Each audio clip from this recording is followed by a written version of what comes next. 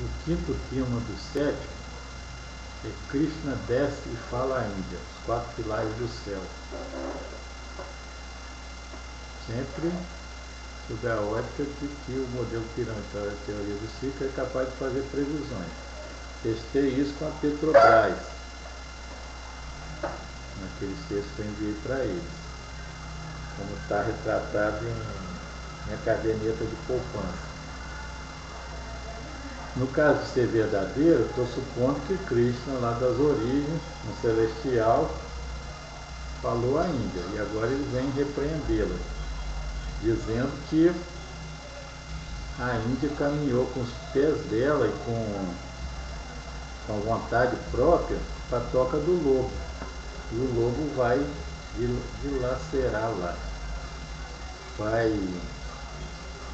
Centenas de milhões vão morrer na Índia, centenas de milhões na China. E as duas nações só têm um caminho, lançar-se uma contra a outra.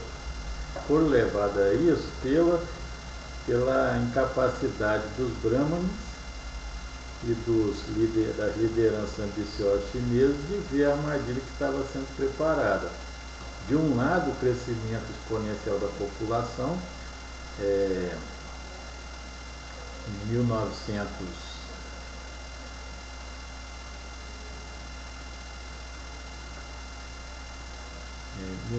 eu vou ver aqui população,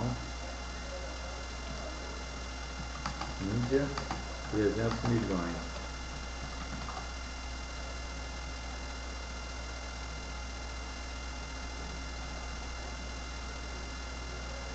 Vai subir mais 300 milhões até 2026, que é 1,5 vezes a população atual do Brasil.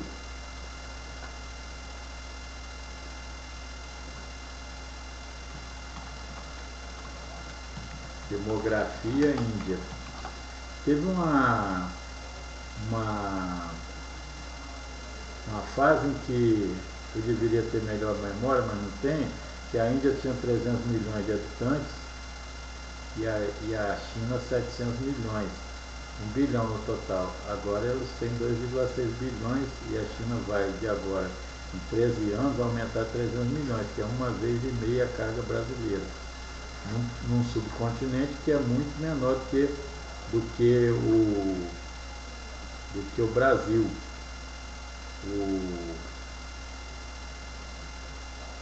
Está crescendo enormemente 210 milhões, 1,2 bilhão em 2010. Como a favor aqui diz que a Índia é a nação a nação democrática com o maior número de eleitores no mundo, mais de 600 milhões de pessoas. Então,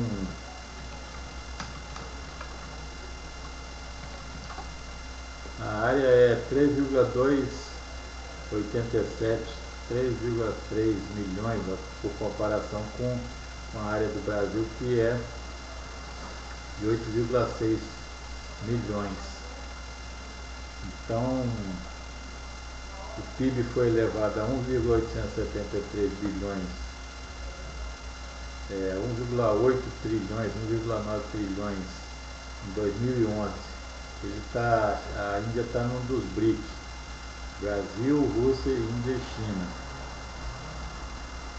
E ela foi levada a isso, cresceu a população, cresceu o PIB, as pessoas se tornaram ambiciosas, o subcontinente, 1/3 da área do Brasil, tem 6 vezes a população, então a densidade é 18 vezes, por aí.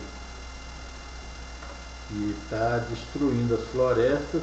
Se houver um colapso conforme esse que eu pensei que vai haver em 2019 na China, ele vai atingir a Índia. Então são dois gigantes populacionais em diferentes estágios de desenvolvimento, chocando-se um com o outro necessariamente, e com o Japão.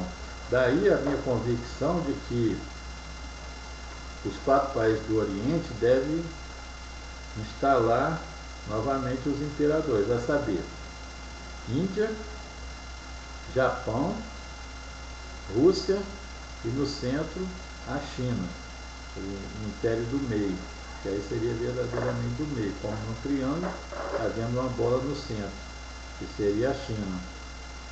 Então esses 4 países teriam 3 bilhões de pessoas agora. 4 imperadores, imperador da Rússia, imperador da China, imperador do Japão, imperador da Índia.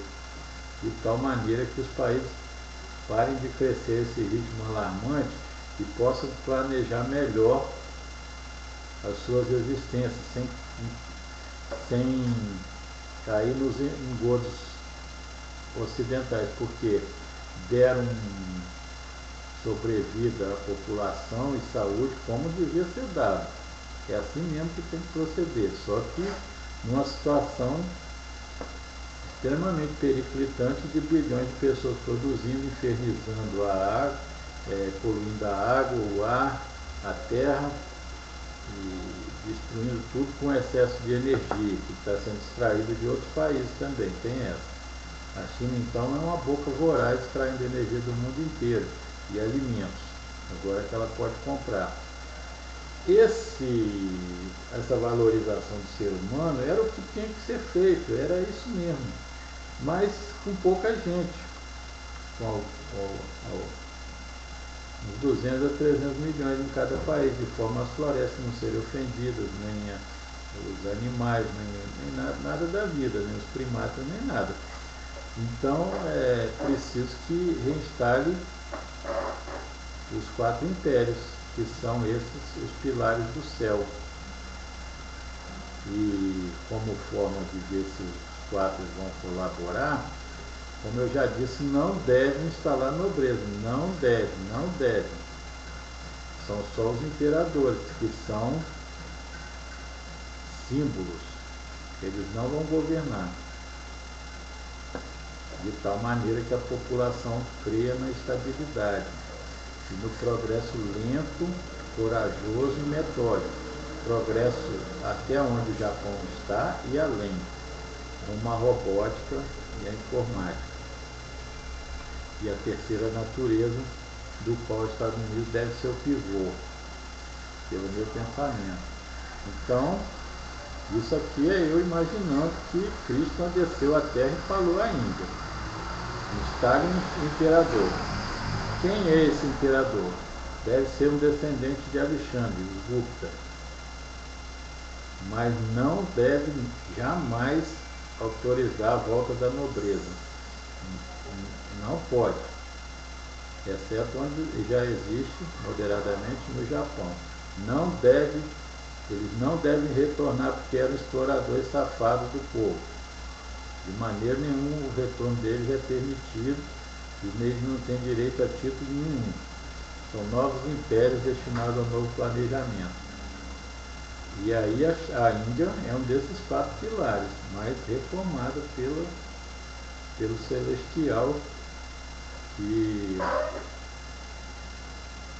teoricamente, né, como se a Terra fosse uma seção administrativa, cada celestial encarregado de uma área. No caso aí é Krishna, encarregado da matéria azul no Japão, Krishna na Índia e o céu na China.